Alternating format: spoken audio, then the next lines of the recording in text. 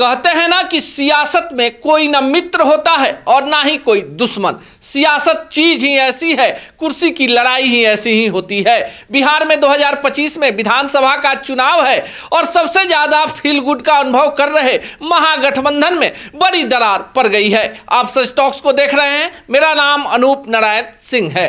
अब बात तेजस्वी यादव की। पटना में शुक्रवार को कांग्रेस का बड़ा कार्यक्रम होता है। सचिन पायलट आते हैं और कहकर चले जाते हैं कि चुनाव के बाद विधायक दल की बैठक में मुख्यमंत्री का चुनाव होगा। पर राजद सुप्रीमो लालू प्रसाद यादव ने तो अपने पुत्र तेजस्वी यादव को पहले से ही सीएम का फेस घोषित कर रखा है। बिहार में महागठबंधन है, 19 विधायकों वाली कांग्रेस जोर आजमाइश में है।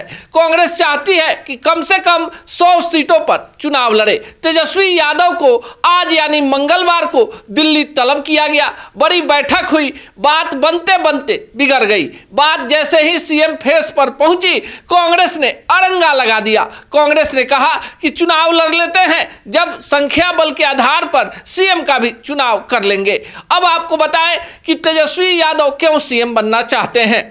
आरजेडी बिहार में सबसे बड़ी विपक्षी पार्टी है। उनके पिता लालू प्रसाद यादव और माता राबड़ी देवी बिहार के मुख्यमंत्री रह चुके हैं। MY समीकरण यानी मुस्लिम यादव समीकरण को जोड़ देते हैं तो आंकड़ा जो है 31% के करीब पहुंच जाता है। जो बिहार में एक बड़ा वर्ग जो है वो आरजेडी के तरफ है। अगर इसमें कुशवाहा और अन्य जातियों के वोट को जोड़ दें और इधर एनडीए में आपसी दरार आ जाए तो कहीं ना कहीं फिर तेजस्वी यादव 2020 की तरह बड़ा कमाल दिखा सकते हैं।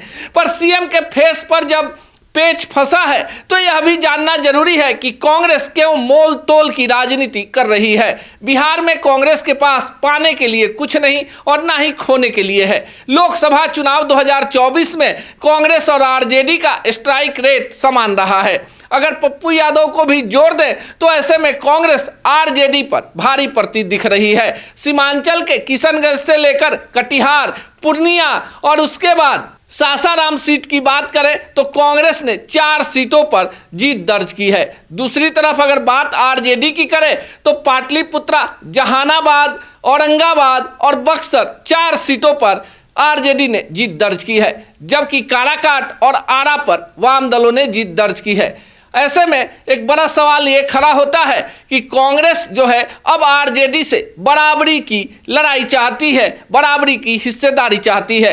पर तेजस्वी यादव किसी भी कीमत पर सत्ता का गणित चुनाव के पहले बैठाना चाहते हैं। सुबह से ही बिहार की राजनीति गर्म है, दिल्ली में बैठकों का दौर है और ऐसे में तेजस्वी यादव सीएम बनेंगे या सीएम नहीं बनेंगे ये तो घटक दलों को ही तय करना है। बिहार में सीपीआई, सीपीएम, माले, मुकेश साहनी तेजस्वी के पीछे खड़े हैं। पर कांग्रेस में जैसे ही डॉक्टर अखिलेश सिंह की अध्यक्ष पद से विदाई हुई है, अब एक नया वर्ग कांग्रेस में सामने आया है जो कन्हैया कुमार को तेजस्वी के समकक्ष खड़ा करना चाहता है।